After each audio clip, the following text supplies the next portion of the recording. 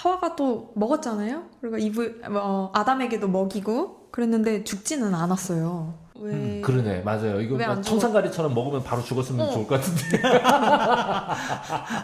이런 얘기하면 안 되나? 아니 그러면 셋은 어떻게 태어나?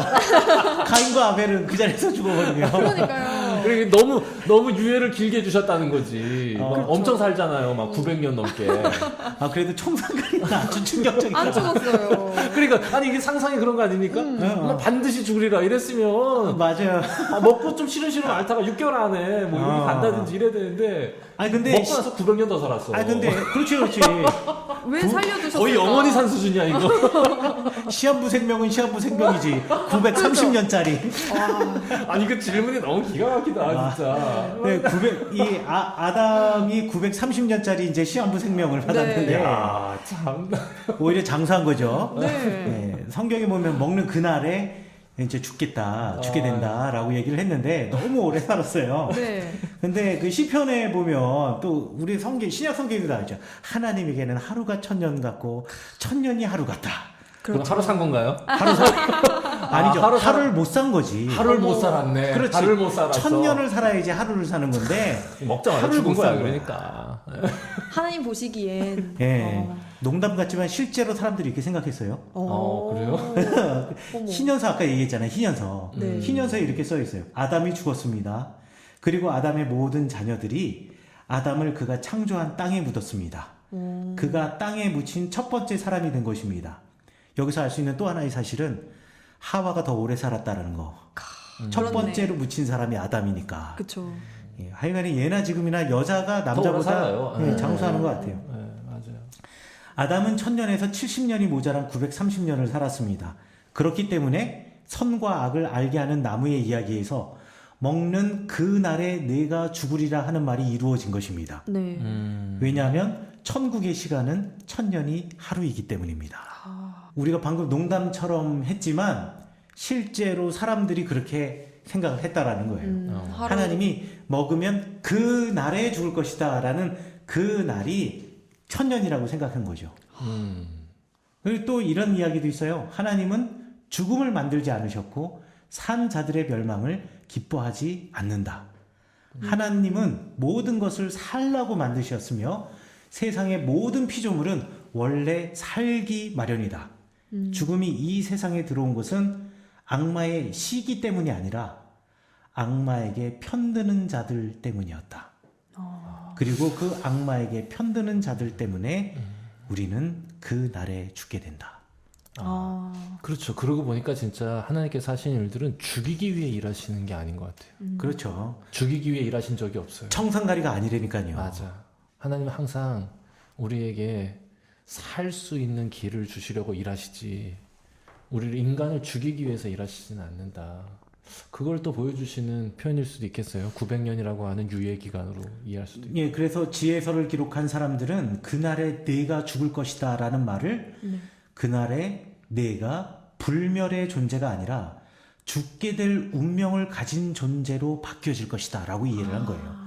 그 날에 죽는 게 아니라 그것을 먹는 그날에 너희는 이제 죽을 운명을 가진 유한한 인간으로 바뀌어질 것이다 라고 이해를 했다는 것이고 또 유대교 일반적인 철학자 생각이죠. 네네. 유대교 철학자인 필로도 이렇게 이야기를 했어요. 네. 그렇게 또 말씀을 들어보니까 그러면 이제 죽음에 대해서 궁금해지기 시작해요. 이제 죽음이 뭘까? 그러니까 유한한 존재가 되었다고 했고 우리가 그러면 이제 죽음을 맞이하게 될 텐데 필연적으로 그러면 죽으리라 하신 그 말씀의 의미가 무엇일까? 그 당시에 그러니까 우리는 지금 사후 세계가 존재한다고 믿고 있고 그걸 꿈꾸면서 또 살아가고 있는데 또 이 당시에 또 하나님께서 아담에게 주셨던 그 죽으리라 하셨던 말씀에 있어서 그 사후 세계 이런 것들은 어떻게 이해하면 좋을까요? 이게 진짜 일반 성도들이 굉장히 궁금해하는 거예요. 근데 그 구약에서는 사후 세계에 대한 언급 자체가 흔치 않아요. 그러니까 이게 신약에 들어오면서 아까 이 목사님이 말씀하신 것처럼 새로운 이방 문화와 접하고 네. 그쪽의 개념을 차용하기 시작하면서 나타난 개념이었잖아요. 아까 네, 천사와 네, 네. 사탄이. 그렇죠. 그러니까 이제 비슷한 개념이 아닐까 이런 생각이 들 정도예요. 왜냐하면은 구약에서는 그런 게 없다면서요. 목사님? 맞아요. 지금 사후세계 같은 경우에도 아까 제가 천사와 악마에 관한 이야기를 하면서 그러한 개념이 생겨나던 시기에 사후세계에 대한 개념도 생겨나기 시작을 했어요. 사후세계에 관하여서 가장 처음 언급했다라고 해야 될까? 부활에 관하여서 네. 처음 언급한 거는 마카비서. 그러니까 기원전 한 165년 내외가 되는 그러니까 기원전 2세기 즈음이에요. 네. 그러니까 후대 생겨난 개념이네요. 그렇죠. 후대에 생겨난 개념이고 이렇게 얘기하는 게 굉장히 위험하게 들리실 분들도 있을 것 같아요. 편집해야 되나? 그렇지 않은 것 같아요. 그래도 일단 한번 우리가 고민하는 또 질문할 수 있는 이 거리들을 제공해 드리는 거라고 생각하거든요. 그렇죠. 그러니까 네. 구약에 있는 사람들은요. 죽음이라는 것에 대하여서 내가 흙으로 돌아간다. 네. 내가 온 곳으로 돌아간다. 그리고 스올로 돌아간다. 스올이라는 표현을 더 많이 쓰죠. 네. 스올이라는 표현이 뭐냐면 그 스올이 지하 세계예요. 네. 그 지하 세계는 결국은 땅이거든요. 흙. 예. 그러니까 흙으로 돌아간다. 내가 흙에서 나왔기 때문에 흙으로 돌아간다라는 것에 관심을 갖고 있었지. 네. 그 죽음 이후의 세계에 대해서는 그렇게 이야기를 하지 않아요. 그래서 구약 성경은 아주 현실적인 책이고 네. 오늘을 위한 책인 거예요. 그렇죠. 내일을 위한 책이 아니고요. 우리가 어찌됐든 신약 시대를 살아가고 있는 거잖아요, 계속해서. 그러니까, 네. 그러니까 그 개념이 우리에게 이미 있고, 그런 시각으로 또 창세기를 바라보다 보니까 이런 질문들이 네, 맞아요. 생길 수 있는 것 같아요. 충분히 가능한 질문인 것 같고 그거를 진짜 일반 성도님들도 고민하시는 부분이라고 생각했는데 진짜 이 구약에서는 오늘의 심판에 대한 메시지가 많은 것 같고 그렇죠. 근데 일반적인 성도들의 개념은 미래의 심판, 미래의 축복 쪽에 이 기대를 걸고 있는 부분이 네. 있죠. 오늘이 너무 답답하고 그런데 어려우시니까. 오늘만을 보고 살아가는 사람과 내일을 바라보는 사람은 분명히 삶의 태도에 차이가 있어요. 그건 분명해요. 네. 네. 네. 예를 들자면 고대 로마 시대 때에는요. 오늘이 중요한 거예요. 하지만 오늘을 살아가는 로마 사람들의 입장에서는 오늘을 살아가는 게 가장 중요한 것이기 때문에 오늘을 가장 즐겁게 사는 게 중요한 거죠. 그렇죠. 오늘의 쾌락이 중요한 에피크로스. 거예요. 그렇죠. 네, 에피크로스의 우리가 뭐 주장이죠. 스콜라와 에피크로스하고서 스콜라를 되게 뭐라 그러지 우아하고 고상하고 되게 멋진 사람이라 생각하고 에피크로스는 뭐 우리가 예전에 쾌락주의자 이래가지고 뭐 에피크로스 오해가 많아. 예, 너무 단순화시켰어. 19금 영화 뭐 이런 거 생각하고 뭐 예. 술로 뭐 흥청망청 이런 것만 생각하지만 그렇지 않아요. 에피크로스 학파의 철학이 그렇게 단순하지는 않거든요. 그렇죠. 네. 네. 그러니까 오늘을 살아가는 사람이 오늘을 가장 얼마나 의미 있게 살아가느냐에 관심을 가진 사람들이 에피크로스 학파들이에요. 맞아요. 네. 그런데 이렇게 오늘만을 관심을 갖고 사는 사람들은 결국 무엇으로 빠지냐면 지나친 자기중심주의로 빠질 수밖에 없어요. 나 이외에 다른 사람에게는 관심이 없어요. 그러네요. 네. 나의 관심을 가져야 되거든. 네. 그러니까 로마 시대 때 엄청나게 많은 빈민이 생겨나고 그 안에 엄청난 갈등이 생겨나고 그럼에도 불구하고 사람들이 그 사람들을 제대로 케어해 주지 못하는 거예요. 네. 그런데 이 기독교인들 또 유대교인들도 마찬가지죠. 그때 당시에는 유대교와 기독교 사이에 뭐 큰 차이가 없었으니까. 그런데 이 기독교인들이나 유대교인들은 오늘을 바라보고 달려가는 불나방들이 아니거든요. 내일을 바라보는 사람들이거든요. 그러니까 내일을 위해서 오늘을 어떻게 살아가는가에 관심이 있기 때문에 오늘만이 아니라 네. 내일을 위해서 오늘을 살아가는 거에 관심이 있기 때문에 보다 나은 내일을 위해서 오늘 내가 헌신하고 사랑한단 말이에요. 그렇죠. 그게 로마 사람들을 변화시켜서 그 안에 많은 기독교인들이 생겨나게 된 거예요. 이방의 종교임에도 불구하고.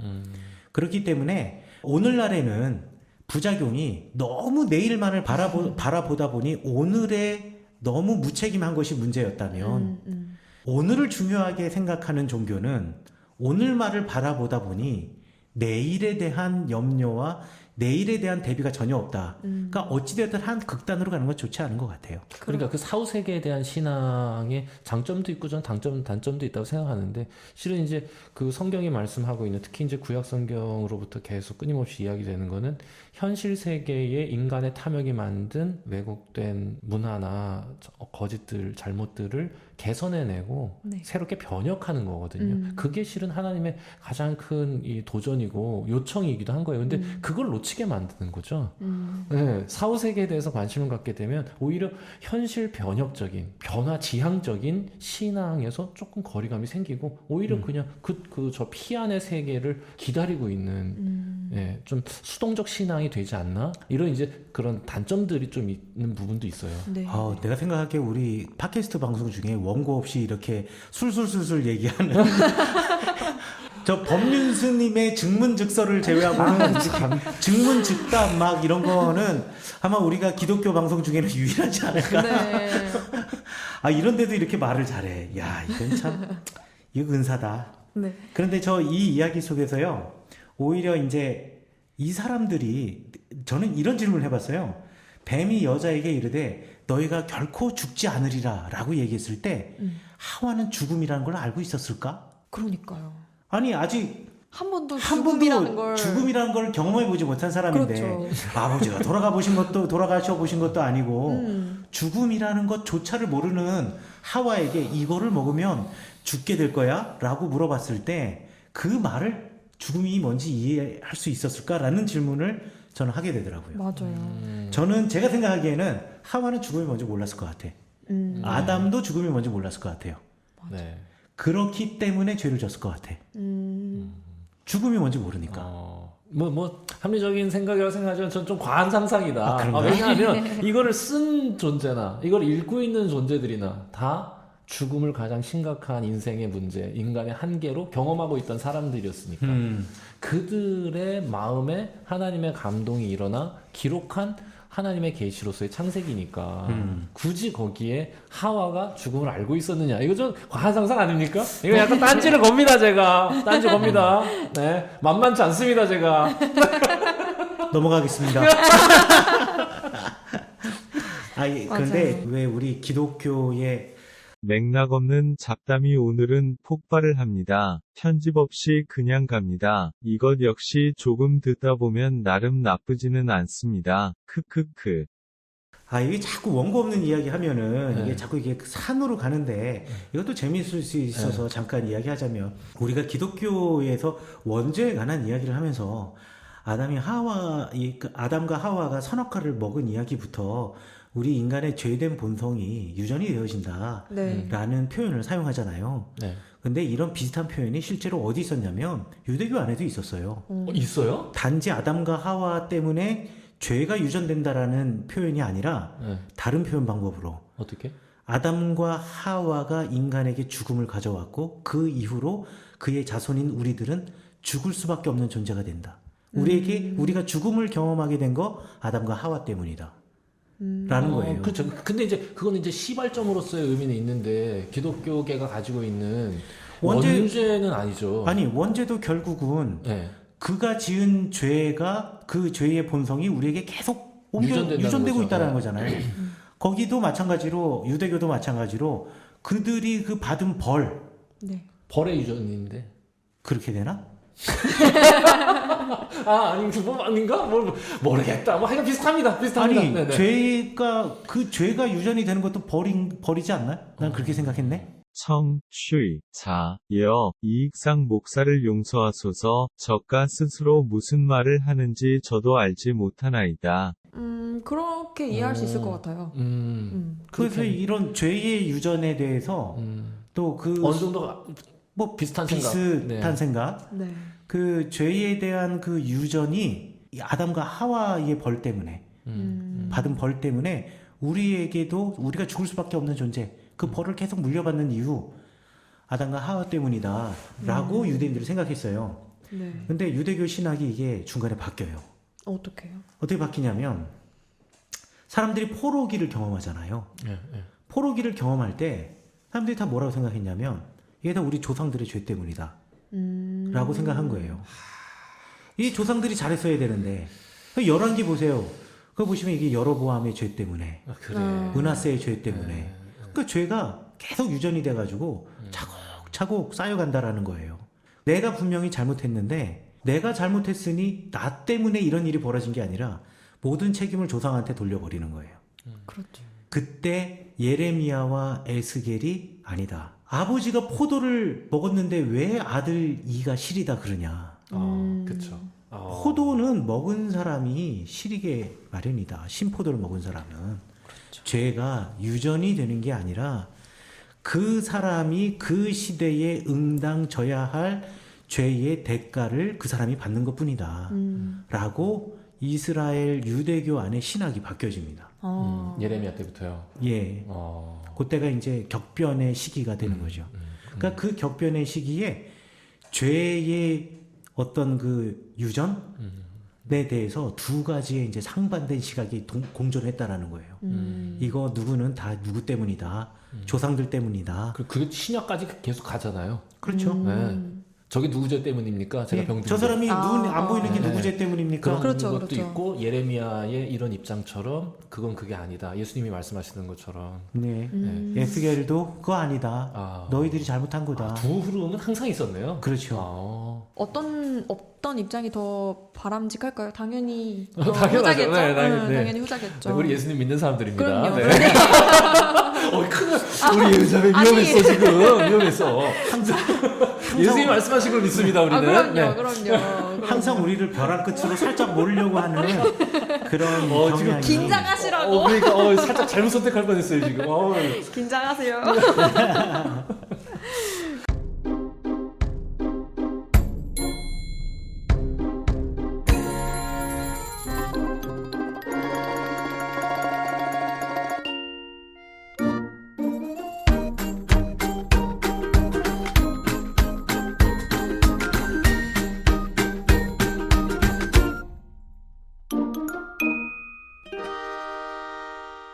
그리고 이 뱀이라는 존재가 되게 간교한 존재잖아요. 네. 그렇죠. 간교한이라. 간교한 존재가 에덴 동산, 거의 완벽해 보이는 에덴 동산에 있다라는 것도 사실 쉬운 설명은 아니에요. 그렇죠? 그러니까요. 사람들이 가장 궁금해하는 설명이기도 하고요. 잠깐만요. 근데 이 얘기를 해야 될 것 같아요. 왜 하나님께서는 인간을 죄에 빠뜨리는 그 간교한 뱀을 창조하셨을까?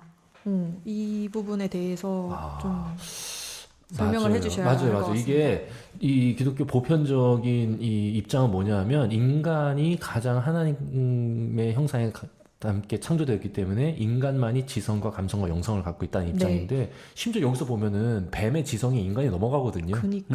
이거 뭡니까? 이거 설명해 주십시오. 뭐 사실 제가 설명할 수 있는 건 없고요. 지금 누군가의 설명을 빌어서 네네, 제가 제발. 대답할 수밖에 없는데. 네, 제 고개가 끄덕여지길 기대할 뿐입니다. 이거 랍비들 말 하도 엉뚱한 게 많아서 이거 랍비들 얘기하면 고개가 끄덕여질지는 모르겠으나 랍비들의 그 미드라시에 보면 아담이 에덴 동산에 앉아 있는데 천사들이 하나님의 명령을 받아서 아담에게 줄 빵을 굽고 있는 거예요. 그런데 아담은 그 동산에 그냥 살고 있고 하나님이랑 서로 거닐고 놀고 이러고 있거든요. 그런데 천사들은 아담에게 줄 빵도 굽고 시원한 포도주도 준비하고 있는 거예요. 뱀이 그 모습을 보고 너무 부러웠던 거야. 그리고 동시에 천사들은 아담에 대해서 질투하기 시작한 거예요. 하나님이 아담을 더 사랑하시는구나. 그래서 아담에게 하나님과 같은 지위도 주셨구나.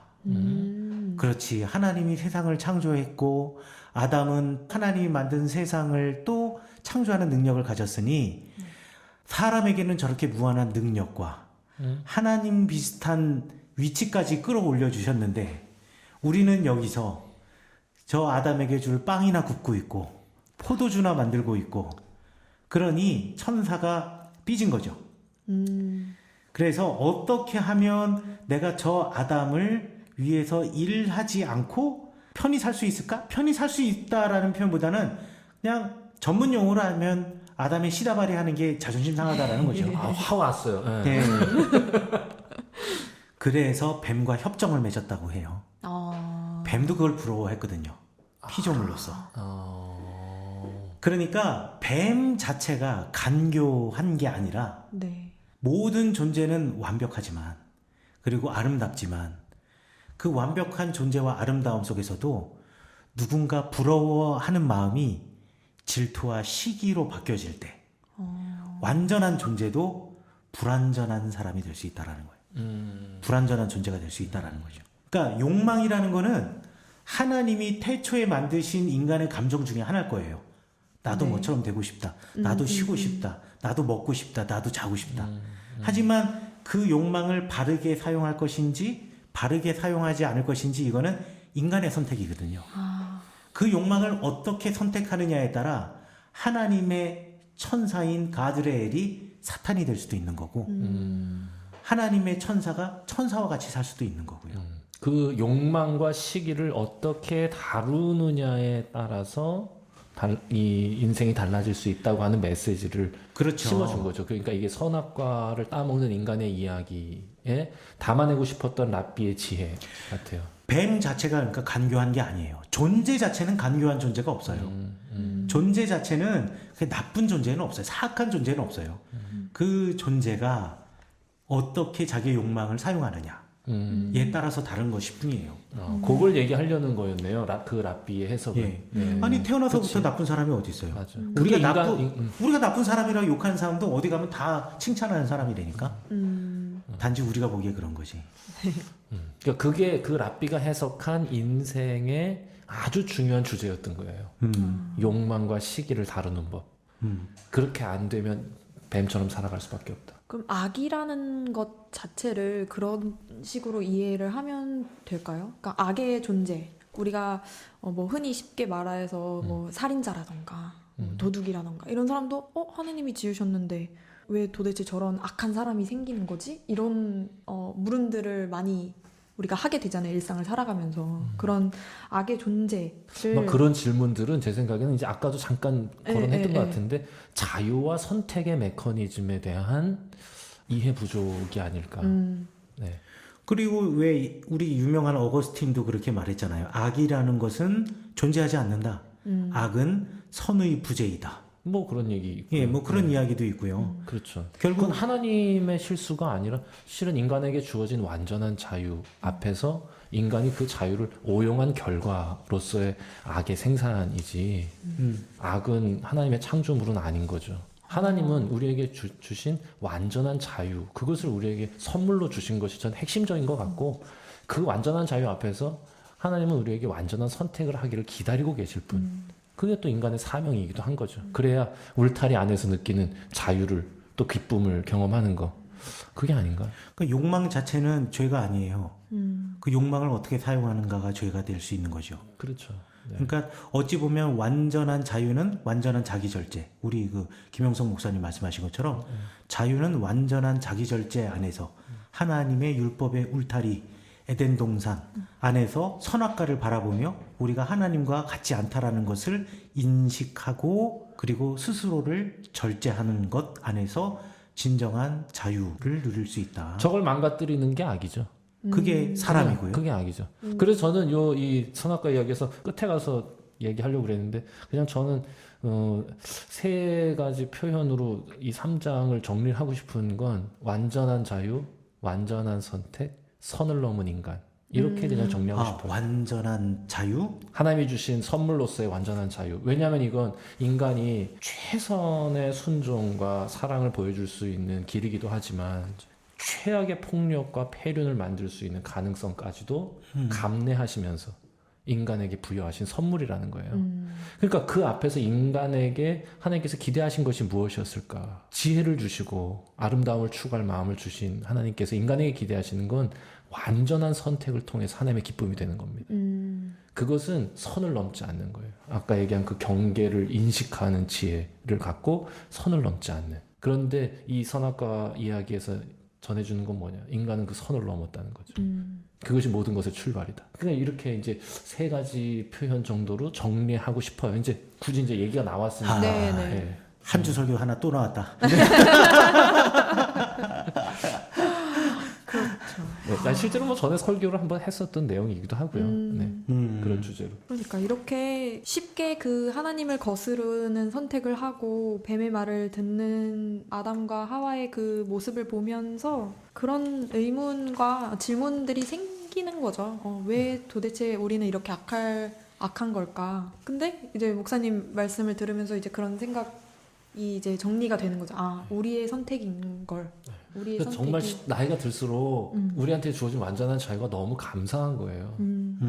그거 우리한테 주셨다는 게. 그러니까 그렇게 악을 만들어 나가는 우리의 존재인데. 그러니까 그 너무 부끄럽고 하나님 앞에서 죄송한 거죠. 그래서 제발 우리가 그렇게 악한 길로 가지 않도록 우리를 지켜달라고 더 하나님을 의지하게 되는 것 같고 네. 더 진짜 기도하게 되는 것 같아요. 그런 네. 마음이 생길 때마다. 여기 보면은 그 선악과 나무의 열매를 딱 먹고 난 다음에 눈이 밝아졌다라는 네. 이야기가 나오잖아요. 맞아요. 그 구절을 한번 읽어볼까요? 5절에 나와 있죠. 우리 아직 안 읽었나? 네, 아직 안 나 읽었어요. 혼자 이렇게 가는 거야? 제가 그러면 4절과 5절을 읽어보겠습니다. 뱀이 여자에게 이르되 너희가 결코 죽지 아니하리라. 너희가 그것을 먹는 날에는 너희 눈이 밝아져 하나님과 같이 되어 선악을 알 줄 하나님이 아심이니라. 눈이 밝아졌다라는 말이 나오는데 네. 어떻게 생각하세요? 예언자매는 눈이 밝아졌다? 보이는 게 많아졌다? 보이는 게 많아졌다?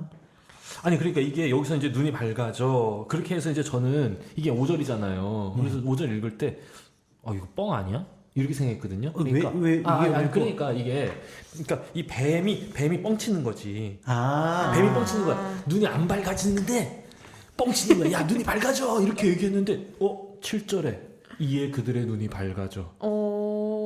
여기서 약간 충격이었어요. 그래서 이거는 설명하지 않고 넘어갔습니다. 솔직히. 이거를 제가 설명할 힘이 없더라고. 뱀이 뻥친 게 아니야. 실제 눈이 밝아졌네 이렇게. 그걸 알았어 얘가. 뱀이 알았어.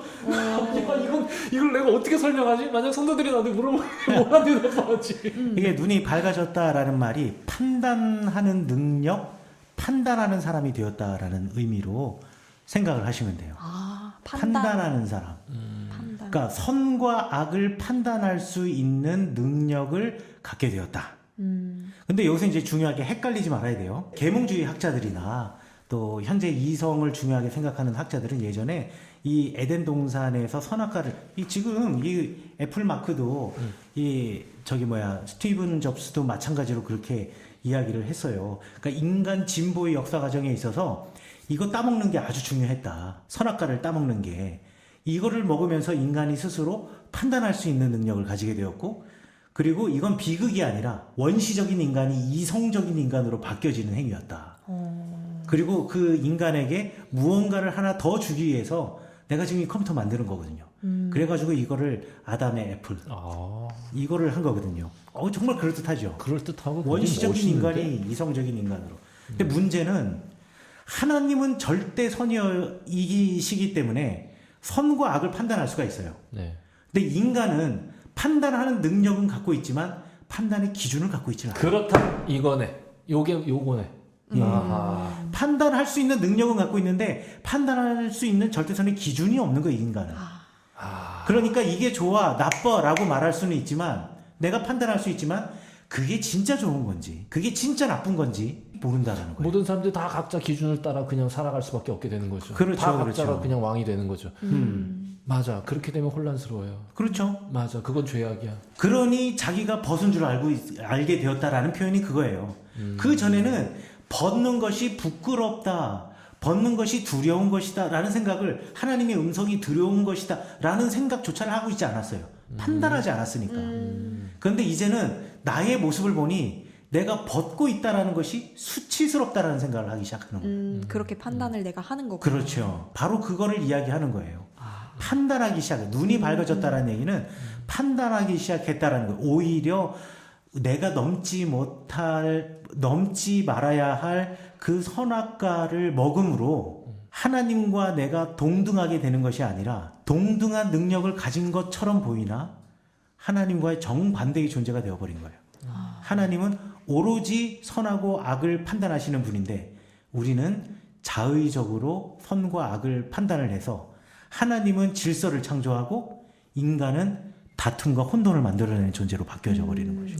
서로의 그 다른 기준으로 인해서 그렇죠. 분쟁하고. 네. 그래서 눈이 밝아졌다가 판단하는 자가 되었다. 이게 뭐 이성을 중시하는 사람들의 입장에서는 그래 우리가 이제 이성에 눈뜨게 된 사람들이 된 거야. 뭐 종교적인 무지와 종교적인 권력으로부터 중세 권력으로부터 벗어나서 우리가 과학과 이성과 뭐 이거를 가지고 합리적인 정신을 가지고 인간이 인간답게 되는 것에 대한 어떤 일종의 금기된 그 열매를 따먹는 거에 대한 환상?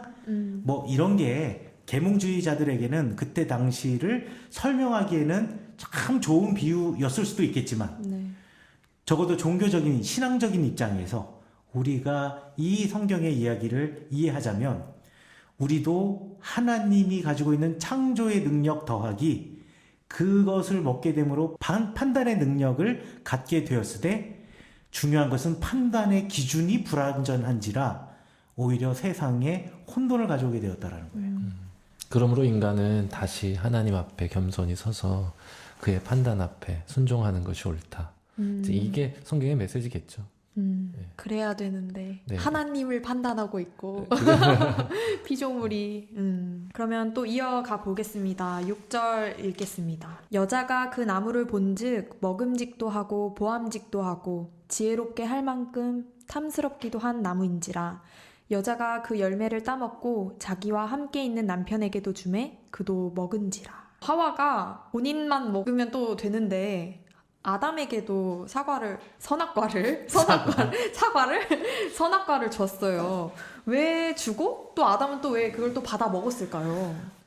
난 이 질문 카톡으로 받고 되게 당황했어. 같이 죽자 이거지. 일단 죽는지 안 죽는지 잘 모르겠지만 같이 죽자. 같이 죽자. 근데 진짜 라피들도 그렇게 얘기했어. 같이 죽자고. 그렇지만 같이 죽자는 거지. 나만 죽을 수 없잖아. 미드라시에서는 그런데 더 재밌게 설명했는데 내가 그 질문을 보고 라피들은 뭐라 그랬어? 그래서 미드라시를 찾아보고 제가 빵 터져서 야 이게 진짜 이거 오늘날이 아니라 야 이건 우리 아내와 똑같다. 그녀는 아담을 만나 그에게 말했습니다. 당신은 어떻게 생각하나요? 나 이거 따먹어서 죽을 게 분명하고 그렇게 되면 당신은 또 다른 하와 결혼하겠죠? 아하하. 참. 어쩔래? 이거예요.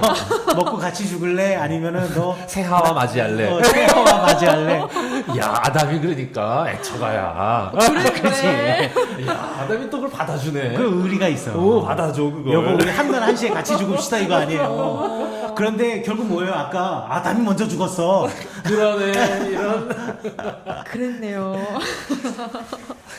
재밌다. 이건 뭐 제가 보기엔 중요한 질문은 아닌 것 같아요. 넘겨야 될 것 같습니다. 7절에 보면 이에 그들의 눈이 밝아져 자기들이 벗은 줄을 알고 무화과 나무 잎을 엮어 치마로 삼았더라 이렇게 하는데 그 벗은 것을 부끄러워하게 된 게 무엇을 의미하는 걸까 궁금했어요. 그러니까 뭐 눈이 밝아져서 다른 것을 깨닫는 것보다 왜 벗은 것을 깨달았을까 이 부분이 좀 궁금했거든요. 재밌다. 벗은 걸 부끄러워하는 거. 그러니까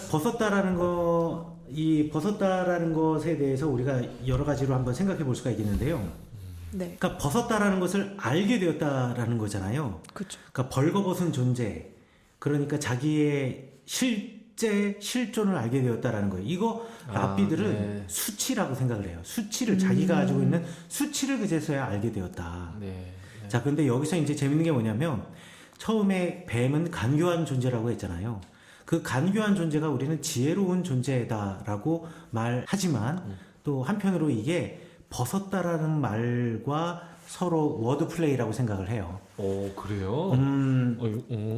그 벌거벗었다라는 말이 히브리어로 에롬이고요. 네. 그다음에 지혜롭다라는 말이 아롬이에요. 여기에서 편집하다가 중요한 말 실수를 교정하겠습니다. 지혜롭다는 히브리어는 하캄입니다. 창세기 3장 1절에서 뱀이 강교롭다 라는 말을 하려다가 실수를 했네요. 히브리어로 강교롭다 라는 말은 아룸이라고 합니다. 원고 없이 이야기하면서 흥분하다가 흘린 말 실수였습니다. 편집 능력이 떨어져 주워 담을 수 없기에 기계음인 제가 사과를 대신 전합니다. 그 아인 레시맴 발음만 살짝 달라요. 그래서 뱀은 사실 이미 그런 마음을 가진 순간 부러워하고 네. 질투하고 그런 마음을 가지는 순간 수치스러운 존재가 된 거예요. 야, 그러니까 이게 거의 만약에 이 창세기의 저자, 이 창세기의 기자가 오늘날에 완전 유명한 래퍼 됐을걸요?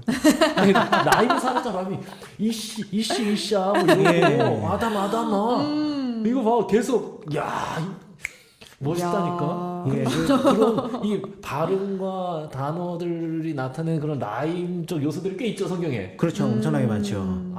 그리고 그게 지난번 시간에도 한번 얘기했던 그 공동체가 이 성경을 구전과 전승으로 기억하는 방식이라고 설명해 줬던 게 기억나네요. 네네네. 그래서 맞아요. 눈이 밝아져서 자기들이 벗은 줄 그제서야 알게 되었다. 네. 판단 중에 유일하게 아담과 하와가 유일하게 아니라 처음으로 자기들이 내린 판단이 자기가 벗었다라는 거예요. 수치.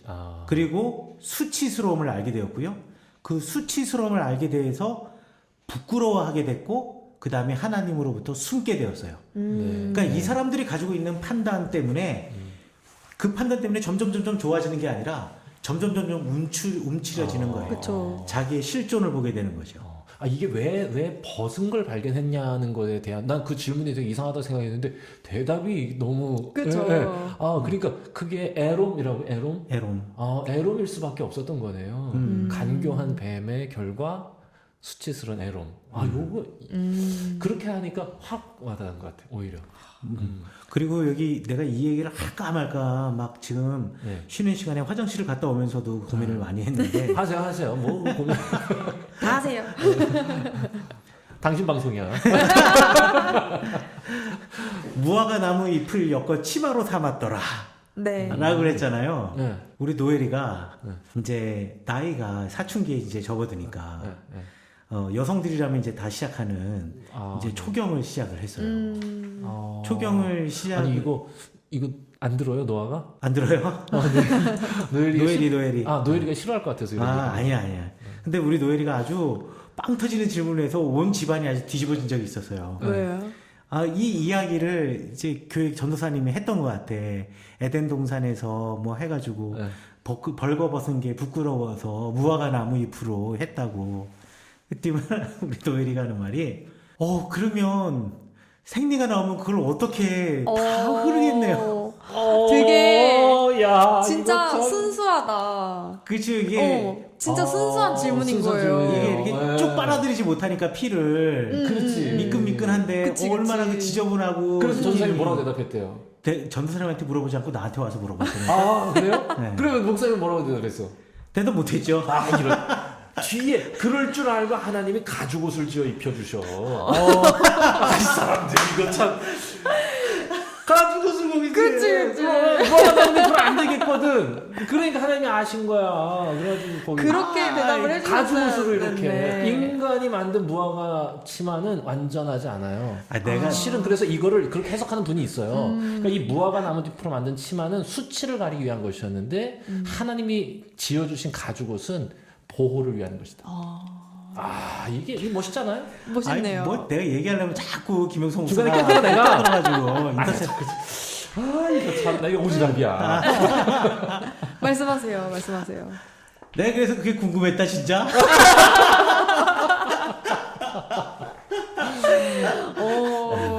라피들이 뭐라 그랬냐면 네. 인간 특히나 여성의 월경이 에덴 동산에서 쫓겨나면서 시작이 됐다. 가죽 옷을 입히신 다음에 월경이 시작이 됐다는 거예요. 그 전에 무화과 나무 입고 있을 때는 월경이라는 게 없었어. 쫓겨난 다음에 산고를 주면서 아이를 낳게 하는 고통을 주시면서 비로소 월경이라는 게 시작이 됐다는 거예요. 산고와 이어지는구나. 그쵸. 예. 고통이에요. 고통이거든요. 네. 그게 네, 산고하고 충분히 이렇게 한글 설명이 이어지면 굉장히 이해가 되는 설명이에요. 네, 그렇죠. 네. 그래가지고 가죽옷은 흐르지 않거든. 맞아요. 네, 그래서 그때 대답을 못했어요. 하나님께서 너무 세심하시다. 이런 하나님께서 걸. 세심한 게 아니라 랍비들이 독특한 거야. 그런 생각하는 거 보면 별 희한한 걸 다 대답하려고 그렇게. 그러게 말이에요. 신기해. 그런 것들에 다 대답이 다 있다는 게 더 신기해. 근데 그러니까요. 제가 이 성경을 읽으면서 또 한 가지 느낀 것은 네. 분명히 뱀은 아담과 하와한테 선악과를 먹이면서 네. 세상에 이거 먹으면 하나님처럼 된다라고 했잖아요. 네. 근데 실제로 먹어봤는데 바뀌어진 게 하나도 없어. 여전히 하나님은 하나님이고 나는 나고. 그렇죠? 그리고 하나님은 위대한 분이고 인간은 하나님과 같은 절대선의 판단력을 갖지도 못했고 그저 자기들이 알게 된 것이라고는 자기들이 벗었다라는 거. 그거밖에는 없다라는 거. 그리고 내가 하나님의 말씀을 어겼다라는 거. 그거 외에는 알게 된 것이 없다라는 사실. 그러네요. 그러니까 내가 하나님처럼 되고 싶고 하나님과 같은 능력을 갖고 싶어 하는 마음이 들 때마다 항상 우리가 결론적으로 느끼는 것은 우리 하나님처럼 될 수 없잖아요. 네. 그저 내가 하나님의 말씀을 또 어겼구나. 또 죄졌구나. 라는 것밖에 알지 못하게 된다라는 거. 그런 생각을 문득 하게 되더라고요. 뭐 이거는 뭐 그냥 신앙적인 생각이었고요. 네, 네, 네. 그런 것 같아요. 그런데도 불구하고 하나님이 우리를 대하시는 방식은 너무 부드러워. 맞아요. 그렇죠? 저 같으면 야 이거 숨는다고 그걸 못 알아봐요? 그 하나님이? 너 나와. 너 거기 있잖아. 너 거기 숨었잖아. 이렇게 얘기하실 것 같은데 네. 그래도 먼저 한번 물어보시는 하나님이 나이 너무 젠틀하셔. 마치 그 예수님 모른다고 배반하고 와서 갈릴리 호숫가에서 다시 고기잡이 하던 제자들에게 찾아가서 밤새도록 헛손질하고 있는데 뭘 좀 잡았냐? 라고 물어보는 예수님처럼 네. 모르고 있던 게 아니라 알지 못해서가 아니라 그저 한 번 와서 다시 한번 어디 있느냐. 그러니 그렇게 그 마음으로 다시 지금 성경을 보니까 하나님의 목소리가 진짜 따뜻한 거예요. 왜냐하면 그렇죠. 이거는 막 너 어디서 패려고 지금 찾는 게 아니야. 분노의 감정이 안 느껴지고 설명해 주세요. 앞으로 일어날 일에 대해서 아담과 하와에게 설명해 주시는 거예요. 너 그거 먹었구나. 그래. 이제 앞으로 이렇게 될 거야. 뱀 너는 이렇게 되는 거고 너 여자는 이렇게 되는 거고 아담 너는 이렇게 되는 거야 라고 설명해 주시는 목소리가 들려요. 분노와 징벌이 아니라. 그렇게 읽어도 돼요? 그런 것 같아요, 저는. 그쵸. 이게 오히려 그러니까 그렇게 읽으니까 따뜻해지는데요. 하나님의 음성이 막 화를 내면서 나에게 벌을 주려고 부르는 그런 하나님의 음성이 아니에요, 이거는. 이 음성은, 어떻게 해야 될까. 이런 거 있잖아요. 그렇죠. 아담아. 어찌 보면 한편으로는 체념하시는 음성일 것 같기도 하고요. 한편으로는 그럼에도 불구하고 벌을 주긴 줘야 되지만 그래도 사랑하기 때문에 스스로를 이렇게 가슴을 쥐어 뜯으시는 그 마음으로 부르는 음성? 그러면 이제 이거가 이제 여기서부터 나오는 게 굉장히 이제 이 이야기들이 많이 되는 질문이 많이 되는 부분인 것 같아요. 맞아요. 그러니까 징벌. 그러니까 선악과를 따먹은 것에 대한 하나님의 징계가 어떤 의미가 있는지 되게 궁금하거든요. 한번 볼까요? 여기 징계에 보면은 하나님께서 하신 징계를 보면 여자에게는 임신하는 고통을 주었고 수고해서 자식을 낳는 거, 남편에게 순종하는 거 네. 이렇게 눈에 보이는 것만 봐서는 이거 징계라고 하기도 좀 그렇지만 그렇죠. 네네. 그런데 이러한 징계 끝에 하나님께서 가죽옷을 지어주시고 인간에게 거처할 곳을 비록 에덴 동산에서 내쫓으시긴 하지만 네. 그럼에도 불구하고 그들을 살게 해주시는 것 이런 것들이 하나님이 애초부터 아담과 하와를 혼내려고 하셨던 마음은 아니었던 게 아닌가 라는 생각이 들어요 저는. 그러니까요. 근데 그렇게 이제 저는 목사님께서 그렇게 말씀을 해주시니까 그랬지만 처음에 이 장면을 읽을 땐 그렇지 않았어요. 호통치시는 하나님이셨거든요. 저의 아담도 지금 쫄았는데 이렇게 조금 쫄아가지고 읽어보니까 막 그렇게 들리지 않았었거든요. 아 그래서 잠깐 근데 제가 이게 초등학교 선생님한테 진짜 하고 싶은 얘기가 있는데 아니 우리 노엘이가 학교에 갔다 와서 네네. 정체불명의 약어를 쓰는 거예요. 그래가지고 너 도대체 이런 말을 누가 쓰냐 그랬지만 우리 선생님이 그런 말을 쓴다는 거야. 그래요? 뭐 푸사? 프사. 뭐 프로필 사진. 큰일이다. 아니. 이건 선생님이나 노엘이가 문제가 아니라 이 목사가 문제야. 야, 이게 이거 왜 지금 또 이 사람 저거 외국에 너무 오래 살아가지고 말이야. 이 키보드냐? 뻑가충 뭔지 알아? 뻑가충? 버스 카드 충전이야. 이런 것도 모르면서 이건 거의 표준어인데 지금 큰일이다 지금. 네. 선생님이라면 진짜 표준어를 써야 되는 거 아니에요? 애들 앞에서? 그래서 이미 애들은 이제 약어를 그래서 쓰더라도 언어학자들이 요거에 대해서 연구 많이 했습니다. 요게 그 시기에만 사용하지 이게 실제로 그 국어의 발전이나 인식하고 학습하는데 문제가 없대요. 이게 독일에서 이미 다 했대. 아 그래? 요거 저 지식 채널 2에 나오는 얘기야 이거. 정말로? 네, 네. 걱정하지 마셔. 그냥 그 아이들의 어떤 이 문화 변혁적인 그 성향이 언어적으로 표현되는 거래요. 아니 그래도 선생님은 그 말을 쓰지 말아야 되는 거 아닌가? 선생님들이 그런 이제 말을 쓰는 이유는 사실 하나예요. 애들하고 소통을 해야 하니까. 그렇지. 그렇다고 쫄았다 그래? 그 말씀을 하고 싶은 줄 알았어요. 애들한테 푸사라고 그래야지. 야 너희들 프로필 사진 이렇게 얘기하는 순간 애들은 마음 닫아요. 누가 프로필 사진이라 그래 이러면서 그죠. 이제 마음을 닫고. 저 그래서 제 아들들한테도 그거 다 배웁니다. 네. 아, 그래요? 급식차라고 그러는데 그거 배웁니다. 배워야 합니다. 인정, 인정, 뭐 이런 거 배워야 돼. 이 사람 급식을 먹는 그 연령대 가 친구들이 사용하는 쓰는 언어. 언어. 아 급식체야 그래서 급식체. 그게? 네, 이게 급식차라고 그래요. 나 진짜 이해할 수 이 사람 없네. 히브리어만 잘 알지 말이야. 안 그래 말이야. 이 급식체를 모르다니. 좀 순화를 해서 아니 자 다시 돌아옵시다. 이제 무시하고 들어갑시다. 순화를 해서 쫄았다는 표현 대신에 어떤 표현을 써볼까요? 네, 좀, 두려워했다. 두려워해서 그 두려워하는 마음으로 읽게 됐을 때 이제 막 15절부터 나와 있는 부분을 한번 봤어요. 근데 그 14절에는 이제 뱀에게도 얘기하셨죠. 너가 배로 다니고 살아있는 동안 흙을 먹을지니라 이렇게 말씀하시고 여자에게는 그 뱀과 원수가 되게 하리니 이렇게 되어 있어요. 원수가 되게 하고 그래서 그 원수가 된다는 의미가 궁금했어요. 네, 그게 일반적으로 그냥 그 사탄과 원수 된다고 하는 것으로 이제 해석을 하는 것 같고요. 실제로 그 로마서 16장 그 19절, 20절 거기에도 보면은 선언된 죄로 각한 데는 미련하라. 그리고 그 뱀의 머리를 밟아서 상하게 할 것이다. 이제 이렇게 하는 표현이 나오니까 그게 이제 이 부분하고 같이 이렇게 매치되는 부분이라고 생각해요. 기독교적인 설명으로는 아주 훌륭한 설명이고 네. 또 우리는 그렇게 해서 여자의 후손을 예수 그리스도다라고 또 이야기도 하잖아요. 네. 그래서 예수 그리스도에 관한 또 하나의 암시로 네, 요 그렇죠. 구절을 이야기하기도 한다.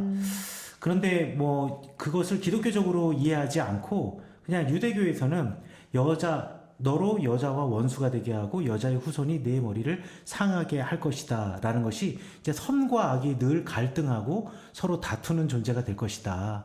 그리고 너는 환영받지 못할 것이다. 여기서 말하는 너는 뱀이라기보다는 악을 이야기하는 거죠. 악함은 환영받지 못하게 될 것이다 라고 이야기를 해요. 근데 요거 조금 또 재밌는 유대교의 좀 이단적인 해석이기도 한데 그 카발라의 경전인 조하르에서는요. 아까도 제가 말했잖아요.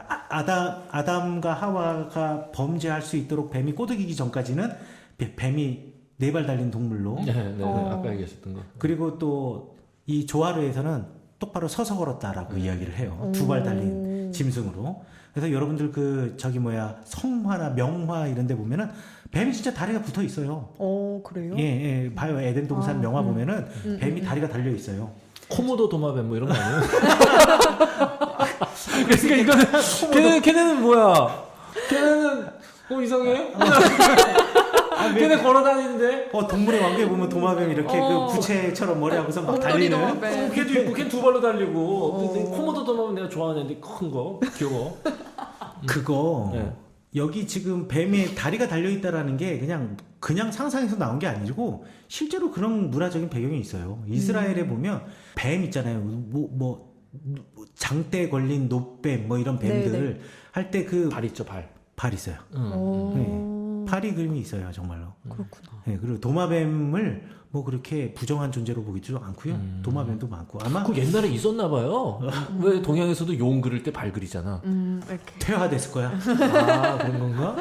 그럴 수 있어요. 계속 배로 하나님께서 말씀해서 배로 흙을 문지르고 다니다 보니까 야, 퇴화됐을 거야. 아마. 그러면 그 퇴화의 과정. 그러니까 하나님께서 요거- 이렇게 말씀하신 게 약 한 2만 년 정도 걸리면서 퇴화됐네. 요거 창조과학자들이 밝혀줄 거라고 생각했는데 2만 년이라고 하는 순간 땡이야. 5천 년 넘으면 안 돼. 아, 그래요? 그렇지. 창조과학자들은 5천 년 소를 얘기해. 6천 년, 그래요? 6천 년. 아, 그런가? 자, 그런데 네. 카발라에서 좀 더 쇼킹한 건 뭐냐면 우리 벗었다 그랬잖아요. 벗은 줄 알았다. 네. 그리고 뱀이 지혜로웠다 그랬는데 그 지혜로웠다라는 말, 그 아롬, 감교하다라는 말 아롬이 에롬과의 워드플레이라고 또 얘기했잖아요. 네. 뱀도 벗었어. 그리고 하와도 벗고 있어. 그래서 이걸 성적으로 표현을 했어요. 그래가지고 뱀과 하와가 성관계를 가졌다라고 카발라에서는 이야기를 해. 그래서 그 불편한 성관계로 태어난 자식이 누구냐? 가인. 가인이죠. 아. 첫 번째 자식이니까. 그렇구나. 실제로 성경 기록에서 보면 하와가 가인을 낳습니다. 요게 독특해. 아담이 가인을 낳지 낳지 않고 오. 다 성경은 남자가 그쵸. 낳아요. 남자가 낳아요. 이렇게 표현 쓰는데 네. 가인의 표현에서만 하와가 낳았어요. 오, 그러니까 희한하네요. 가인의 자손과 서로 이스라엘의 자손들이 선과 악의 구조를 놓고 그리고 가인의 자손들과 유대인들과 이스라엘 사람들 간의 갈등 관계를 이야기하려고 하는 거죠. 여자의 후손. 그리고 그 여자의 후손이 너의 머리를 상하게 한다 해서 이게 너는 이제 뱀이긴 하지만 네. 이 여자의 후손이 문제의 중심이 된다라는 거예요. 그 여자의 후손은 가인이 되겠죠. 그래서 저는 이게 사실 이 본문은 별로 그렇게 불편해요. 이게 왜 동물과의 성관계라는 게 되게 아주 싫어요. 좀 싫잖아요. 맞아요. 예, 문학적 아주, 장치라 그래도 싫어요. 예, 아주 지저분하고 네. 싫고 하는데 하여간에 이 카발리스트들은 또 그렇게 설명을 하기도 해요. 그래서 가인과 아벨 뭐 이야기 다음 시간에 나오겠지만 이것이 정상적인 성관계를 통해서 태어난 자녀와 합법적인 정상적인 표현보다는 합법적이고 적법적인 성관계를 가지고 태어난 합법적인 네. 아벨과 그렇지 못한 가인과의 대립과 갈등 이라고 이야기하기도 하죠. 근데 생각만 해도 좀 지저분하기 때문에 자 패스. 빨리 넘기고 싶습니다. 빨리.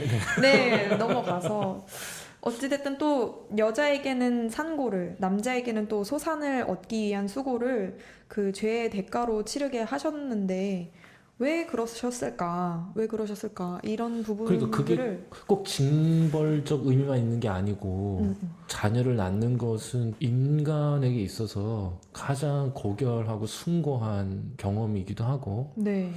축복이잖아요. 또 남자에게 징벌이라고 한 노동이라고 한 건 실제로 에덴 동산에서도 노동이 있었고 여기서도 또 수고하는 것을 통해서 인간은 자아 실현도 하는 거 아닌가? 네. 이제 이게 그래서 이제 그런 궁금함이 생기네. 그렇죠. 하지만 이제 이 창세기 1장을 기록한 사람이 의도했던 것은 그 당시에 창세기의 3장을 기록한 사람의 눈에 이집트라든가 바벨론이라든가 아수르라든가 메소포타미아라든가 이런 곳에서 풍요롭게 농사를 짓는 것이 아니라 그 땅과는 너무나 대비되는 수고한 노동을 통해서 열매를 맺어야 하는 이 땅에 우리가 살게 된 이유가 무엇인가? 그러니까 이해가 되네요. 진짜. 라는 질문에 있어서 우리가 이러한 수고와 노동의 대가가 하나님께서 명령하신 그 명령 때문이고 그 명령의 시작이 바로 여기서 출발한 것이다. 우리로부터 출발한 것이다. 한 번도 생각 안 해봤어요, 진짜. 그리고 이거는요, 사실 벌이 아니에요. 진짜 벌은 우리가 죽는 존재가 된다. 네. 이게 진짜 벌이에요. 진짜 벌은 우리가 죽는 존재가 된다. 어찌 보면 노동의 고통은 단지 현재 있는 고통에 대한 그냥 불평일 수도 있어요. 하지만 진짜 벌은 죽음이다. 하지만 당장에 내가 겪고 있는 이 노동의 고통, 네. 고고학적으로 말이죠. 이스라엘 백성들이 출애굽했다라는 증거라고 말할 수 있는 것 중에 하나가 뭐가 있냐면 갑자기 기원전 13세기에 새로운 농사 방법이 가나안 땅에 들어오게 됩니다. 그 가나안 땅에 들어오는 방법이 뭐냐면 하늘에 내리는 비를 받아서 그 물을 저장해서 밭농사를 짓는 방법이에요. 그래요. 기원전 13세기 이전에는 그런 농사 방법이 없어서 가나안 땅에 주로 해변가를 중심으로 사람들이 농사 지을 수 있는 뭐 블레셋 평야, 네. 샤론 평야, 내지는 악고 평야, 이스라엘 평야 이쪽에 사람이 살았고 아브라함, 뭐 이삭, 야곱이 정착했던 산지에는 사람들이 많이 살지 않았어요. 맞아. 살더라도 그렇더라고. 소수만 살았고 소수들이 그것도 커다랗게 농사 지을 수 있는 땅을 중심으로 해서 몰려 살았어요. 대부분은 불모지였어요. 그런데 그게 기원전 13세기에 갑자기 그쪽에서 마을들이 우후죽순 생겨나고 거기에 새로운 농사 방법이 등장하게 되는데 그 시기에 그게 바로 축대를 쌓아서 그냥 경사로에 축대를 쌓아서 마치 우리나라 천수답 그 조랭이 논처럼 땅을 만들어 가지고 거기서 무화과 나무도 심고 포도나무도 심고 종려나무도 심고 하면서 농사를 짓는 방식. 이게 13세기에 처음 생겨났고 그때의 사람들의 촌락들이 기하급수적으로 확 늘어났어요. 그 시기가 출애굽하던 시기와 맞물리거든요. 그렇죠. 그래서 그 농사의 방법, 혁명적인 농사의 방법이 출애굽의 증거다라고 고고학자들이 이야기하는 사람들이 있어요.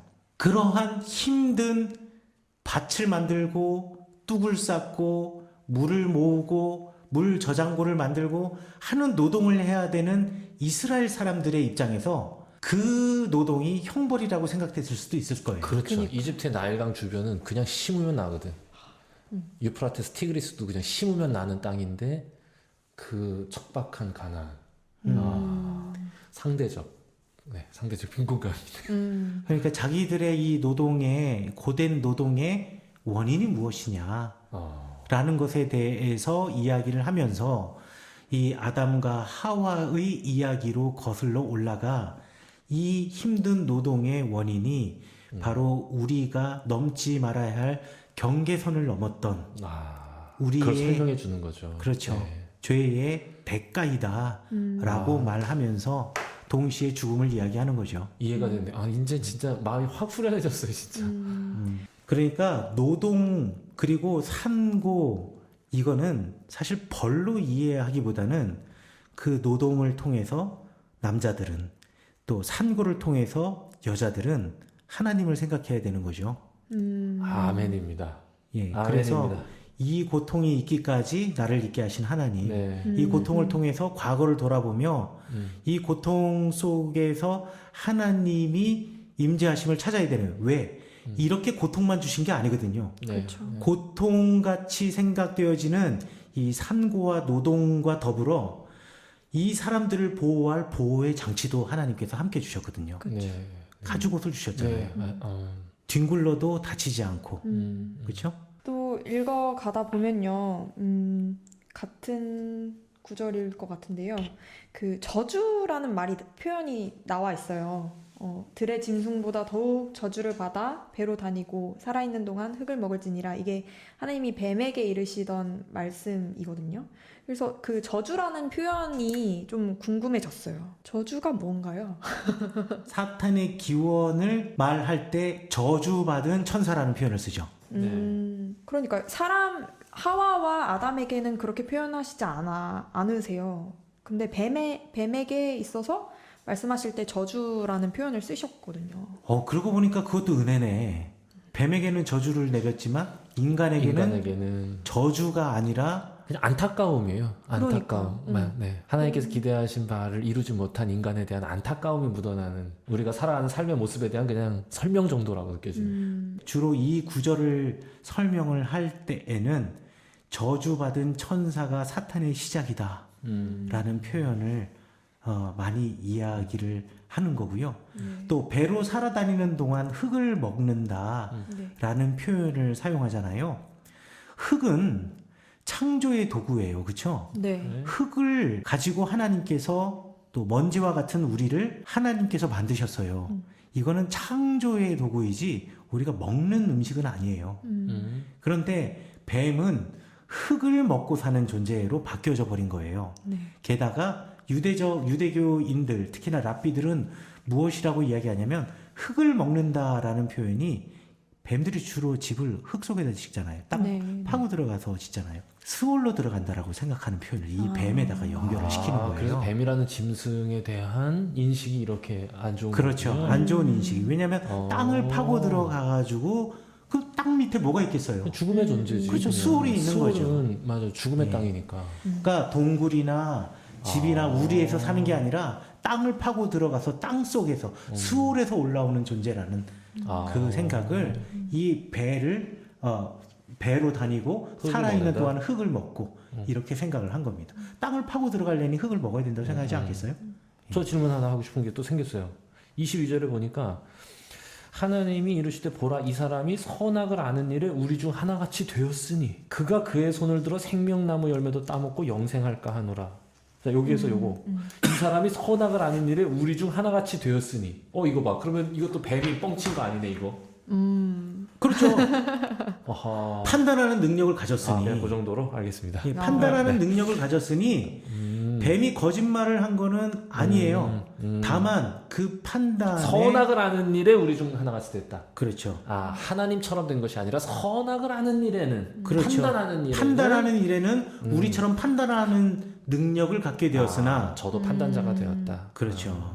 그 손을 들어 생명나무 열매도 따먹고 영생 거기다 죽기까지 하지 않으면 그거 어떻게 되겠어요? 이거 봐 여기 나오잖아. 생명나무 열매 먹으면 영생하는 거고 선악과 먹으면 죽는다니까. 근데 이 유대인들은 생명나무를 토라라고 생각을 합니다. 그 갖다 붙이는 거 아니에요 이거? 물론 갖다 붙인 거지. 갖다 붙인 거죠. 예. 왜냐하면 그 회당에 두루마리를 보관하는 나무 상자가 있는데 네. 그 나무 상자 이름이 생명나무야. 아하. 그래서 그 생명나무에 하나님의 율법이 있다. 그러면 이거를 아니다. 궁금하게. 근데 이 설명에는 결정적으로 문제가 있어. 왜요? 그걸 왜 못 따먹게 하겠어? 신의 산에서 주셨는데. 예. 하네. 그렇죠? 따먹게 해주셔야지 이런 거는. 그런데 영원한 생명을 불완전한 자가 영원히 살게 된다면 네. 그거는 재앙 아니겠어요? 그렇죠. 완전한 이가 영원한 거는 축복이지만 불완전한 자가 영원하면 죄의 삭슬 받지 못하면 이거는 그러니까 죽음이 정말 하나님께서 우리에게 허락하신 유일한 벌에 대한 심판이신 게 확실한 것 같아요. 이렇게 또 이해해보면. 또 죽음은 하나님의 세계를 완전하게 하는 하나의 도구가 될 수도 있는 거죠. 그렇죠. 예. 그리고 아담과 이브의 생애라는 책이 있어요. 모세의 계시록이라고도 하는데 이것도 예수님 당시에 많이 읽혀졌던 책이야. 그 책에 보면 사람이 죽었다가 의인은 부활하는데 그 부활한 의인이 먹는 하늘의 양식이 생명나무 열매다라고 이야기를 해요. 그래서 내가 아까 하고 싶었던 얘기가 뭐냐면 이제 그 토라가 말씀이니까 네. 말씀이 생명나무잖아요. 그러니까 이제 그거를 먹으면 영원히 사는 것인데 그게 이제 예수님께서 나는 생명의 떡이다. 한 이제 그것과 연결이 될 수 있지 않겠냐 하고 좀 이제 좀 멀리 좀 제가 연결을 시키려고 했던 건데 뭐 어느 정도 일리 있지 않을까요? 왜냐면 거기서 얘기하시는 생명의 떡이라고 하는 게 또 말씀과 연결되거든요. 그러니까 만나를 먹은 자는 다 죽었는데 말씀을 먹는 자들은 영원히 살 것이다. 이것이 토라를 먹는 마치 생명나무를 먹는 그 메타포와 같이 연결시켜 그 주시는 말씀은 건 아닐까? 주님이시니까. 네. 이야, 그거 진짜 기가 막히다. 그러니까 지금 듣다가 예수님이 그렇게 말씀하신 것과 이렇게 연결되는 건가? 왜냐하면 그 토라를 담아둔 나무 상자가 생명나무라고 하니까 이렇게 그러니까 그 말씀을 먹는 자는 영원히 사는데 네. 그 말씀이 예수 그리스도이니 예수 그리스도와 함께 하는 자는 영원히 산다. 네, 그렇죠. 기가 막히네. 그렇죠.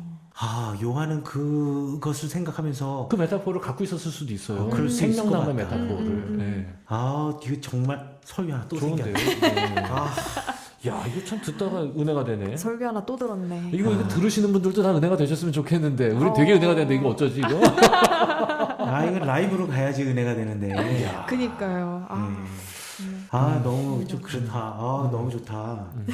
그러면 제가 또 질문을 드렸던 것 중 하나가 18절 이전에는 언급하시지 않았던 가시덤불과 엉겅퀴 이런 것들을 얘기하시는 부분이 이제 18절에 나와요. 아담이 범죄해서 땅이 이런 가시덤불과 엉겅퀴를 낸 건가요? 그게 여기 성경에 나와 있는 말씀은 땅이 이제 가시덤불과 엉겅퀴, 그러니까 좋은 것만이 아니라 고통스러운 것도 낼 것이다 라는 것을 네. 이야기하는데, 이게 바로 이제 이스라엘 사람들이 그 땅에 살고 있는 아까와 같은 맥락인 것 같아요.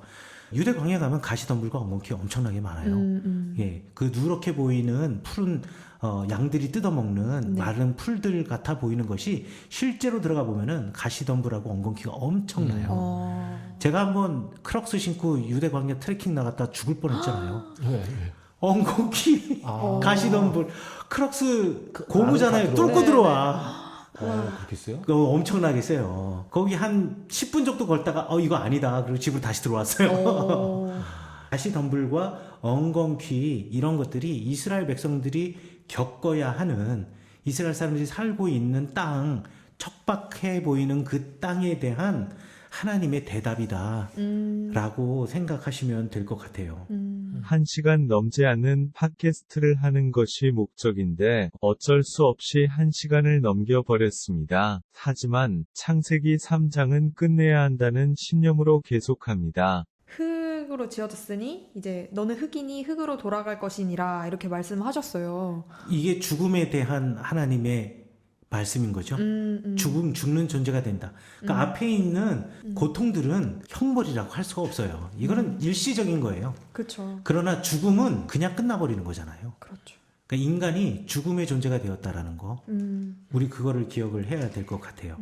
한 가지 여기서 우리가 상식적으로 알아두면 좋을 만한 내용이 하나 있는데, 네. 여호와 하나님이 에덴 동산에서 아담과 하와를 내보내잖아요. 네. 이슬람 사람들은 그날이 금요일이라고 생각해요. 내보낸 날이? 네. 이슬람 사람들은 금요일 날 예배드리잖아요. 네. 이슬람 사람들이 금요일 날 예배드리는 이유가, 첫 번째는 금요일이 하나님이 사람을 만든 날이고, 두 번째는 금요일이 하나님이 아담을 에덴 동산으로 옮긴 날이라고 생각을 해. 그리고 금요일이 에덴 동산에서 쫓겨난 날이고, 그래서 금요일에 대해서 의미를 아주 많이 부여를 해요. 그리고 더불어 이제 하이라이트는 무함마드가 알라로부터 계시를 받은 날이 금요일이기도 하고. 그래서 여호와 중요한 날은 다 금요일로 치고구나. 네? 중요한 날은 다 금요일로 치고. 그렇지. 왜냐면 자기네들 금요일에 예배 드리니까. 그러니까. 그래서 여호와 하나님이 어거지야, 에덴 어거지. 동산에서 보낸 날이 금요일이다 라고 이슬람 사람들은 생각을 한다. 물론 나와 있지는 않지만. 그렇죠. 그냥 그분들 생각이다 이렇게 생각. 나 이거 위험한 거 아니야 이거? 아니 그러니까 뭐 여러분들의 생각은 뭐 존중해 드립니다만. 여기서 여러분은 그 이슬람 그분들이죠. 무슬림들 네네. 얘기하시는 그렇죠. 거예요. 네네. 그분들의 의견을 우리가 존중해 드립니다. 그렇죠. 그리고 나 이거 이쪽 읽다가 갑자기 읽다가 빵 터졌던 기억이 나는데, 예전에 무슨 동영상을 봤는데 거기 보면 천사는 두 개의 그룹으로 지어져 있다, 신천지에서 설명할 때. 네. 그러면서 천사는 두 무리로 되어 있다. 두 그룹을. 아니 진짜로 이거 굉장히 많은 사람들이 그룹을 영어 그룹으로 아는 사람들이 있어. 그래서 이제 근데 거기에 진짜 실제로 궁금해요. 그룹이 뭔가. 천사 그냥 천사.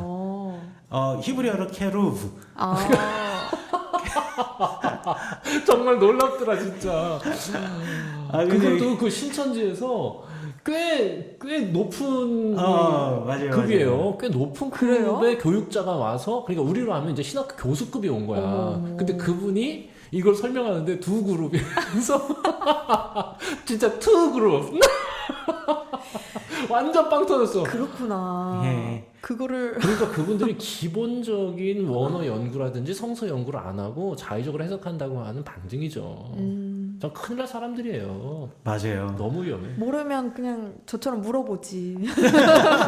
그룹이 뭔가 이렇게 그렇죠. 물어보지. 모르는 거 아는 척하는 게 가장 위험한 거예요. 그니까. 아, 참 기가 막힌 분들이죠, 진짜. 천사를 의미하는군요. 그런데 어떻게 그런 분들이 그 젊은 사람들, 특히 이제 젊은 여대생, 이제부터는 잠시 동안 잡담입니다. 잡담에서 나오는 이야기로 말꼬리 잡기 없기입니다. 크크크크크크. 제가 배화여자대학교 있지 않습니까? 예. 네네. 그래서 이 젊은 여대생을 타겟으로 해가지고 어마어마하게 배화여대도 신천지 있어요? 배화여대도 있었어요. 오. 있겠죠, 있겠고 심지어 그 신천지 때문에 학교를 안 나오던 애도 있었어요. 어머. 아, 뭐 신천지 그 뭐 이렇게 뭐지? 그 동아리라고 그래야 되나? 그런 건 없고. 아, 당연히 없죠. 있을 수는 없는데 학교 앞에서 엄청 합니다. 그쵸. 네, 뭐 어디 뭐 무슨 뭐 여행 보내준다고 그러고 무슨 뭐 오케스트라 하자고 그러고 뭐 이런 식으로 해가지고 엄청 끌어들여요. 아, 뭐 전에는 무슨 뭐 성격 검사 공짜로 해준다고 뭐 이런 것도 있었고. 성격 검사? 네네네.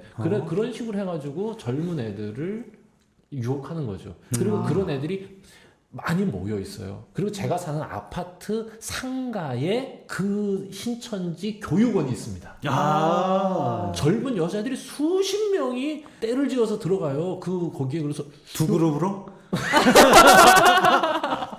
거길 때를 지어 올라가는 거예요. 그래서 내가 왜 저기 뭐가 있길래 저렇게 가나 알고 보니 거기가 신천지 교육장이야. 아, 근데 진짜 20대 초반에 있는 애들을 타겟으로 해서 그것도 약간 그 여자 이 친구들이 조금 더 수용적이고 아니 20대 초반의 여자들이 예. 이거를 그 신천지의 교육 내용을 더 빨리 흡수하는 뭐 이유가 있나?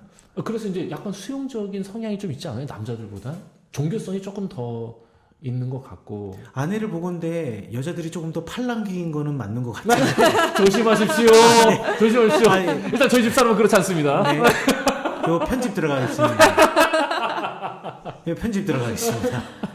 여성 비하의 의도는 전혀 없었습니다. 그래서 편집하지 않았습니다. 혹 듣기 불편하셨던 여성분들께는 사과의 말씀을 드립니다. 여보 내 맘 알지? 네. 저는 잘 모르겠어요. 잘 모르겠는데, 관심이 더 많은 것 같아요. 그러니까 일반적으로 그냥 생각했을 때, 남자애들은 조금 더 교회 가자라고 했을 때 좀 더 이렇게 배척하는 남자들이 성향이 조금 1차원적이고 몸으로 뛰는 거를 좋아하고 생각하는 거를 조금 여성들보다는 덜 하는 경향성이 없지 않아 있긴 하죠. 그러다 보면 이제 논리적이고 이런 설명이나 이런 것들에 대해서 남성보다는 여성들이 더 이렇게 빠져들 수 있는 어떤 여지가 있지 않을까라고 생각은 해보겠는데. 네, 요건 편집해야 될 것 같고요. 아, 예. 그러니까 아예 뭐 이건 남자 여자에 그냥- 대한 거는 아예 그냥 우리끼리 그냥 얘기하는 걸로 그냥. 아, 그래. 오프 더 레코드로 그냥 가는 게 좋을 것 같아요. 어쨌든 뭐그 중간에 신천지 거기까지만 오케이, 쓰면 될 오케이. 것 같고. 점점 수렁으로 빠집니다. 자꾸 자기 검열하다 보니 남성과 여성 모두를 적으로 만들어버리는 수렁에서 헤어나올 수 없게 되었습니다. 크크크크크크. 어쨌든 궁금하시면 팟캐스트를 들으세요. 이렇게 마무리. 신천지 팟캐스트가 항상 1인 거 알지? 아 그래요. 예. 거기는 뭐, 그 신기한 얘기들을 그렇게 듣대. 나는 한 번도 들어보지를 않아가지고 그 사람들이 그냥 동영상으로만 봤지 한 번도 신천지를 만나보지 않았어요. 나는 좀 누가 나한테 와서 신천지가 좀 왔으면 좋겠어. 와가지고 맞아. 좀 아우. 얘기 좀 해줬으면 좋겠어. 그러면은 이 사람들이 뭐라고 생각하는지 좀 적어놓고 그게 왜 아닌지 조목조목 이렇게 이런 방송에서 설명을 좀 해줬으면 좋겠어요. 아니 신천지도 분명히 창세기는 읽을 거 아니야. 그 창세기 1, 2, 3장을 읽었을 거 아니야. 그렇죠. 그럼 그 나름대로 자기네들도 우리 한번 언젠가 설명하는 게 특집으로 그래 특집으로 초대 손님 모시고 나중에 특집으로 신천지가 말하는 구약뻥들 뭐 이런 좋다. 그거 좋다. 뻥까시네. 예. 뻥까시네. 뻥까시네. 이렇게. 뻑가시네. 좋다. 신천지의 거짓 폭로 뭐 이런 거. 그건 좋을 일단 것 구약 같아요. 성경만. 그렇지. 신약은 내가 감당이 안 되니까. 아니 그리고 구약의 다니엘서 이런 거 갖고 건드린다니까. 하기사 좀 묵시적인 어떤 그 영향이 있는 그 경향이 있는 다니엘이나 에스겔 같은 거 그런 걸 많이 건드려요. 건드리겠네. 예. 그리고 저도 그냥 주워 들은 건데 그 창세기의 그 이 창조 역사를 진짜 다 비유로 대치해서 해석을 한대요. 그러니까 예를 들면 끼워 맞춘다 그러더라고요. 뭐 채소들을 뭐 뭘로 기억이 잘 안, 그러니까 귀 기울여 듣질 않아서 그런데 뭔가 아무튼 초목들이 그 사람들이 뭐 먹어야 할 대상? 뭐 그런 거, 그러니까 되게 다 비유적으로 해석을 뭔지 한데 알겠어요. 무슨 맞아요. 말씀인지 네. 아시죠? 그러니까 그런 말같지도 식으로. 않은 소리를 하는 거야. 그러니까 근거는 없이 그냥 이거는 이거다라고 정의를 하는 거 지는 맘대로. 그러니까 왜 그런지에 대한 설명이 없어. 그 창조 역사 두 그룹? 안에 그렇대요. 그러니까 하실 수 있는 얘기들이 많을 거예요. 하여간에 이 방송을 들으면 혹시 신천지에 깊이 가담하시고 또 나름대로 이 부분에 대해서 잘 신천지의 교리를 설명해 주실 분이 있으면 저희는 언제라도 환영합니다. 심지어 현 신천지도 가능한가요? 그럼요. 예, 가능합니다. 오히려 만나고 싶어요. 그래서 왜 그렇게 한번 진짜 설명하는지 궁금해요. 여쭤보고 정말 싶어요. 알고 싶어요. 맞아. 그렇게 이제 비유하는 근거를 듣고 싶어. 왜 네. 그러는지. 예. 그래서 일리 있으면 또 그런 거구나. 그러면 안 되죠.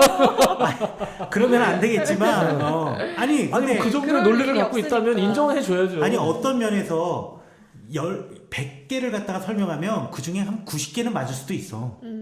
그런데 틀린 그 10개가 치명적으로 치명적이지. 틀릴 수가 있는 그렇죠. 거지.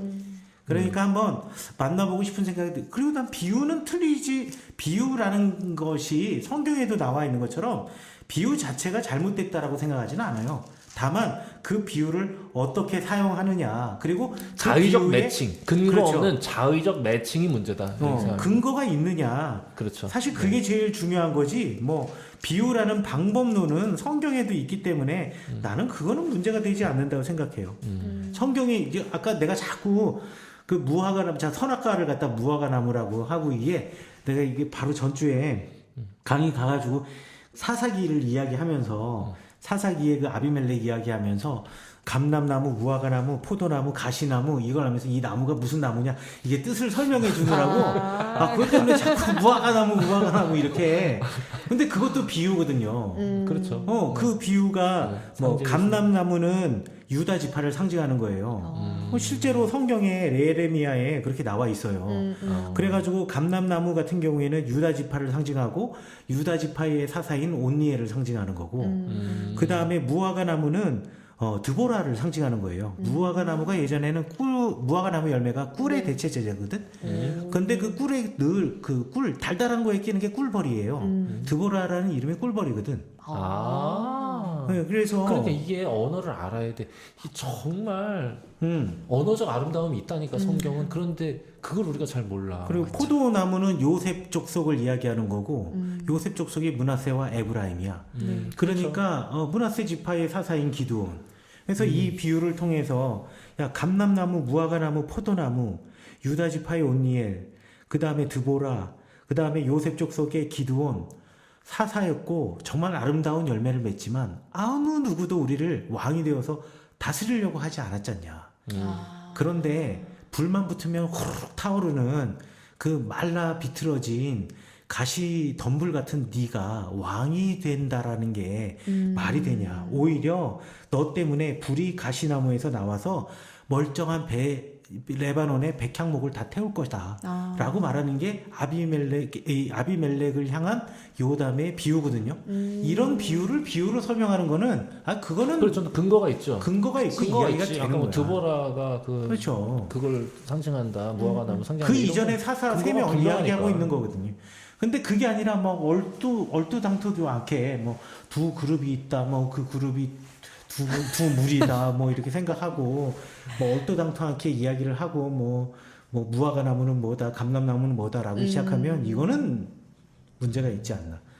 언제라도 환영합니다. 방문해 주시고요. 네, 여기 팟캐스트나 팟빵에 댓글을 달아주시거나 네, 언제라도 도장 깨기 하고 싶은 마음이 있으면 오십시오. 좋습니다. 흥미진진해지네요. 네. 오늘 이제 창세기 3장에 나와 있는 이제 에덴 동산의 이야기를 통해서 저는 사실 에덴 동산 3장의 이야기가 훨씬 더 좀 더 스펙타클하게 잘 설명해 줄 수 있을 것 같다. 이게 너무 드라마틱한 소재이잖아요. 그렇죠. 근데 제 마음에는 막 100점 만점을 준다면은 지금 한 60점밖에 못 뽑아낸 게 아닌가. 아, 뭔가 좀 이렇게 아쉽군. 뭔가 아쉬워요. 죄송한 마음이 있나요? 네, 죄송하네요. 아, 이거 우리가 죄송한 마음으로 다음 주에도 한 주 더 녹음을 해야 되지 않을까. 그럼 알겠습니다. 예. 네, 네. 새롭게. 다음 주에 네. 그러니까 우리가 원래 2주에 한 번씩 녹음하는데 맞아요. 다음 주에 녹음을 우리 하는 걸로 합시다. 네, 그래서 알겠습니다. 이거 두 개로 나누지 않고 하나로 파일해서 딱 올리고 다음 주에는 가인과 아벨 이야기 네. 속죄하는 마음으로 우리 그렇게 하도록 하겠습니다. 네. 다들 동의하시죠? 동의합니다. 네. 동의합니다. 감사합니다. 지금까지 들어주셔서 감사하고요. 다음 가인과 아벨 이야기는 제 마음의 기대가 100이라면 뭐 100까지는 못 채우더라도 그래도 80 이상은 채우는 방송. 좋습니다. 열심히 하겠습니다. 열심히 하겠습니다. 분발하겠습니다. 감사합니다. 감사합니다.